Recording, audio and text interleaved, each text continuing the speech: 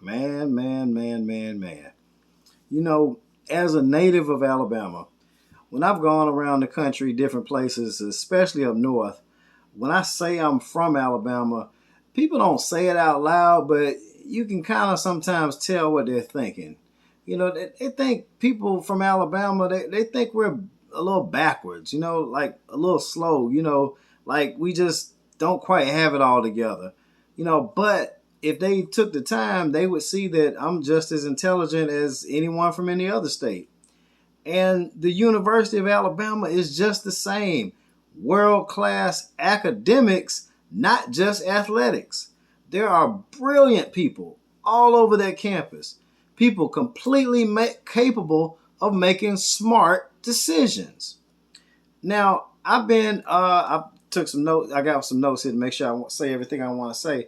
Now, I've been Alabama fan all my life, as far as I can remember. And and I've been refereeing basketball 20 years now, and I started off in Tuscaloosa. Now I went to Stillman College, but my senior year I actually enrolled at the University of Alabama through their dual enrollment program, where I was able to take a class over there I needed to graduate. So I had a University of Alabama student ID, access to all the stuff, general stuff on campus that students had access to, and it was pretty cool. And as a basketball referee, my senior year, I got a chance to referee the University of Alabama team camp, where they bring in the best players from all over the South, maybe all over the nation, and the ones the coaches are looking at, and some of those will probably be playing there the next year. And now I live in Tuskegee, and I referee every summer at the Auburn University Bruce Pearl camp. Again, best players in the country coming from all over, best players definitely in the South. And, some of those best players in college basketball the following year or two, I may be on the court refereeing them then. And but they also know I'm an Alabama fan over there too. They've seen me pull up with the Alabama tag. So that's the reason why I will continue to say roll tide for football and for track and field, gymnastics, Alabama swimming and tennis and golf and all of that. Whatever we got, horseback riding, polo, I don't know, rowing, all of that, whatever. But for basketball, for this year and for the future, for the near future, man, the reputation of our program is destroyed in the court of public opinion. Right now, all over the country, our name is mud, whether you want to admit it or not. Alabama fans, our basketball program's name is mud. And if you listen to ESPN and Fox News and CBS Sports and all the other ones, TMZ Sports, all the other ones, those sports analysts have been covering sports for decades. They're not just random fans like us. Very few of them approve of the way Alabama has handled this, because for decades they've professionally covered sports and they've seen multiple athletes do something wrong, get in trouble, get suspended, get fined, get penalized, and be able to come back later. And they've also seen some get indicted and go to prison if what they did was criminally wrong. And they've also seen how teams normally respond to tragedies that are caused by their players. And right now, you've had different things in college sports. So it was some lacrosse stuff. You got some athletes who do stuff, and they always are very solemn and very apologetic and very sorry and openly sympathetic to the victims. And right now, the Alabama program just looks like the most insensitive, clueless, tasteless program in America. This is a stain on the program that all the tide in the world may not be able to wash out of the Crimson Tide program. We might be getting ready to start seeing decommits for next year basketball because it's a lot of parents who have daughters. And Jamea Harris may remind them of their daughter. And if they see the way that your actions demonstrated a lack of remorse for someone else's daughter who was killed by the actions of your athletes that you recruited, that you brought to Tuscaloosa, then why in the world would they want to send their son to play in your program? It's just unfathomable of how the Alabama men's basketball program has essentially destroyed their own public image in the way they've responded to the senseless murder of Jamea Harris that was caused by two of their players on their campus, whether it was directly or indirectly. All right. And as heinous of a crime as it was, that was committed, shooting and killing a girl because she doesn't want to give you her number, which is just as cold-blooded as you could ever imagine. The sports world is not in as much of an uproar about the actions of Darius Miles and Michael Davis because they've been prosecuted. They're being prosecuted. And as they are about the university's reaction to Brandon Miller's involvement, direct involvement. The president's office and athletic director's office staff, they must have had a vote and say, hey, do y'all think we should use common sense and basic human decency and let Brandon sit out a few games? Or do y'all think we should just destroy our image by looking like some morons? Do y'all think that maybe we should at least wait until after the funeral, at least showing bare minimum level of humanity and decency? At least let's let him sit out a few games. Let's just show that we have a heart. Let's make it look like we have some brains that are capable of reading the room and understanding what millions of other people understand right now that evidently we don't. That a human life is infinitely more important than a few weeks of basketball. That actions speak louder than words. And some actions demonstrate sympathy and empathy, while other actions demonstrate that you don't care about anyone or anything other than yourself and your own selfish ambitions. I mean, the right way to handle it, because you know by the fact that Brandon Miller had 2 bullet holes in his windshield and almost got shot and killed himself in a situation that he put himself into by not thinking like a leader. I'll get to that later. That he was connected to this directly. And within a few questions, you would find out that he brought Darius's gun to him at 2 a.m. when he's drunk on the strip and texting it for it, when the strip is the safest place in Tuscaloosa, Alabama, when you're a college student. There ain't nowhere else you can go, especially if you're a star athlete. You know what I'm saying? The campus security is within eyesight. You can look to the right, you can look to the left, and you can see campus security. They're there. You can holler out, security, and they're right there. You don't need a gun on the strip. And I stayed in an apartment complex right there behind Bryant-Denny Stadium one summer and 1 year, and it's lit up everywhere. It's lights everywhere. Even the hallways are, even like the little walkways are lit. Ain't no dark path. Ain't no dark hallway. Ain't nothing. It's lit up. And security is everywhere. If you're in trouble, if you're really in trouble, all you got to do is holler for security or press whatever the number they got to call. They're going to be wherever you at within 30 seconds, especially if you're an athlete, especially if you tell them where you are.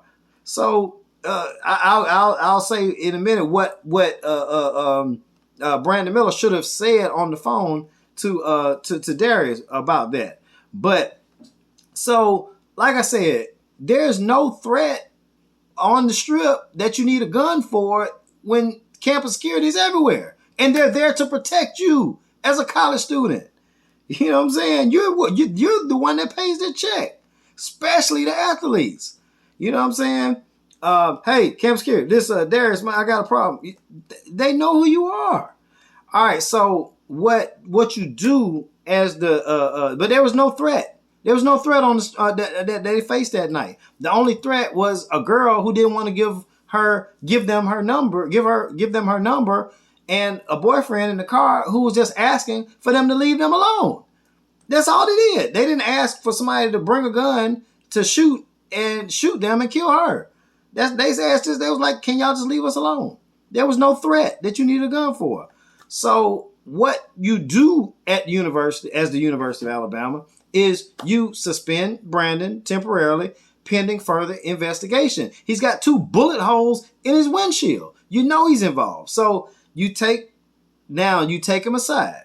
You help him to take his time and prepare a heartfelt, apologetic public statement. You know he feels remorse, but you help him to put that into words. You help him to express his deepest sympathy and condolences to the family of Jamea Harris, and for him to say to the family that he is extremely sorry, that he would have never imagined a tragedy like this was even possible, and he's extremely sad and remorseful because Jamea did not deserve to die that night.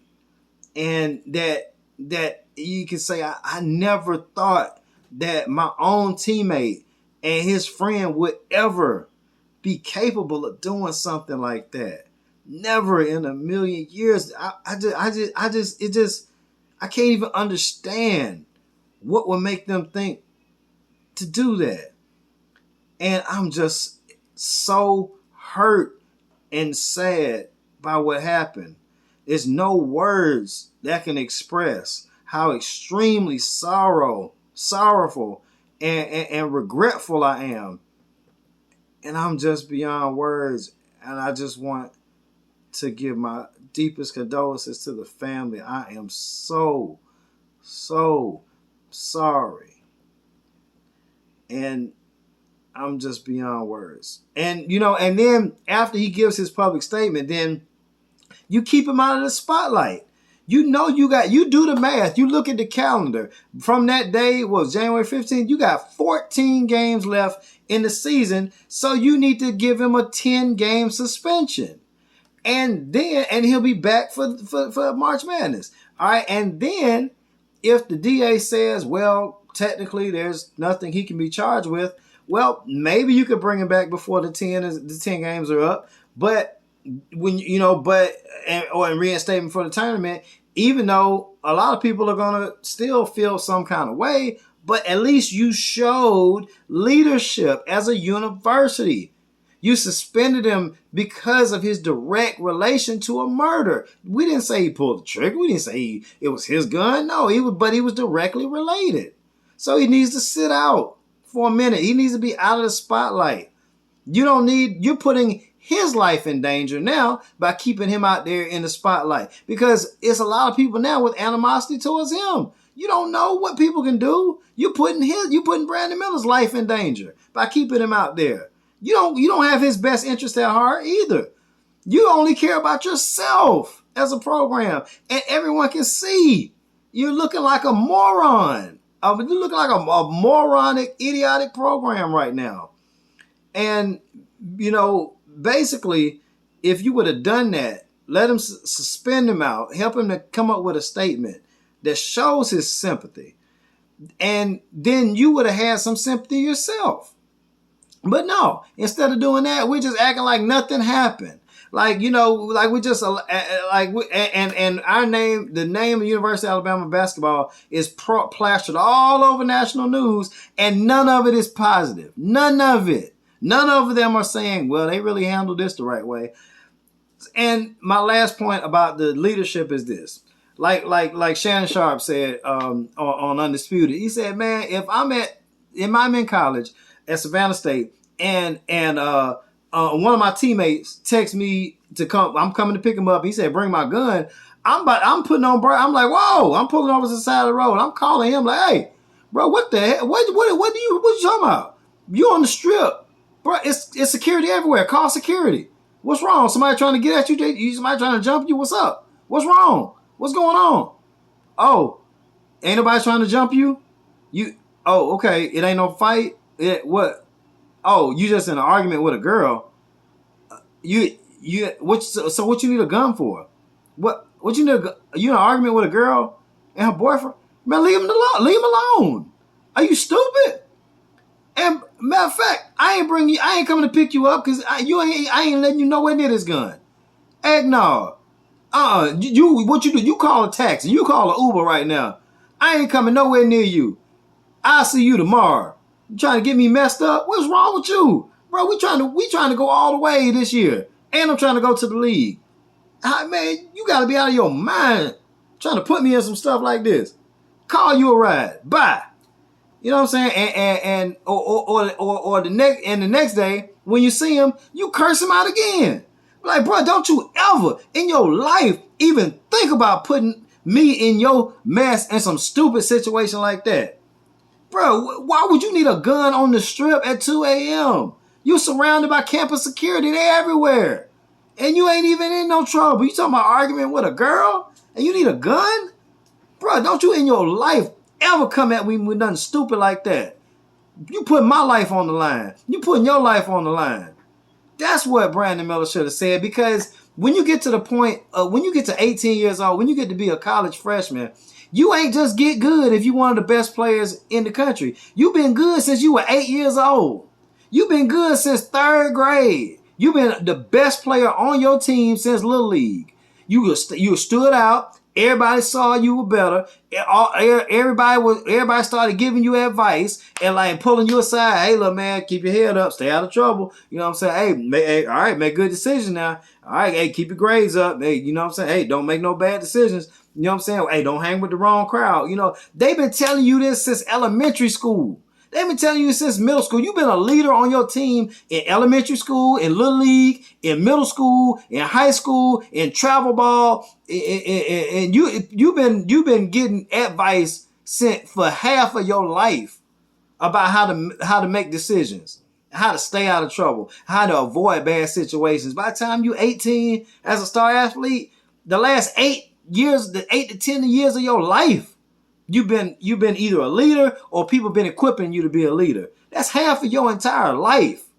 I know the brain, the prefrontal cortex don't develop till you're 25, but you still have an actual brain. You're born with a brain. And it's been developed for the last 8 to 10 years when you're a standout athlete. Everybody been pouring into you. Everybody been trying to point you in the right direction.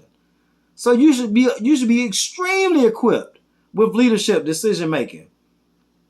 You let down, your one decision not only led to the death of a girl, but now two of your teammate and his friend, which you should have said, no, bro, I ain't bring you nothing. Call you an Uber. Are you stupid? Are you crazy? Have you lost your mind? That's what you're supposed to say. That's what you're supposed to say as a leader. And everybody would have been in a better situation. So if you're a young athlete, you don't get no second chances a lot of times in these tough situations. You don't have, it might be your life. It might be somebody else's life. It might be both your life, because them two shots could have came through the windshield and killed Brandon himself. And he would have been responsible because of the decision he made not to stand up as a leader and say, no, not bring it. I'm about to pull over and turn around. You better find a ride. You ain't getting your hands on this gun at 2 a.m. You drunk, arguing with somebody? Heck no. So as you grow up, if you're a young athlete, you have to be prepared to make decisions off the court, off the field. It ain't about whether you can drop 40 points, whether you can win in overtime, whether you can do all that if you can't make good decisions off the field, off the court.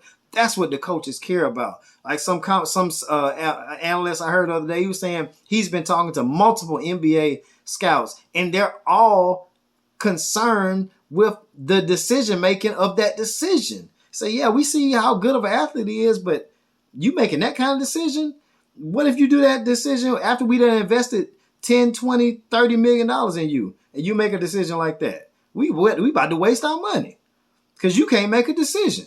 You can't make a good decision when it's most important. Not in the game. I'm talking about off the field. Because if you can't make good decisions off the field, everything you do on the field is in jeopardy. And every dollar and penny we invest in you is in jeopardy. So you got to think. You got to think.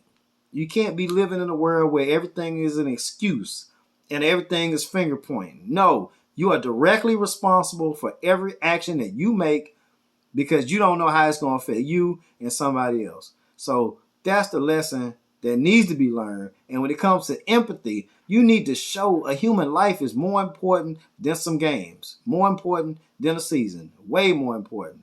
So to show all incoming students, athletes, all of that, as a university, you're supposed to show that you care more about their lives, their safety, and accountability for anyone who puts their lives at risk than you do about some basketball games. Life, the sports will go on. Life, it doesn't go on once it's been taken away. So that's my take on it, and I wish that, I hope that we can eventually recover from this as a basketball program. But for right now, I can't rock with Alabama right now. I can't do it. Football, everything else, yeah. Basketball, peace out. No longer. Not for now.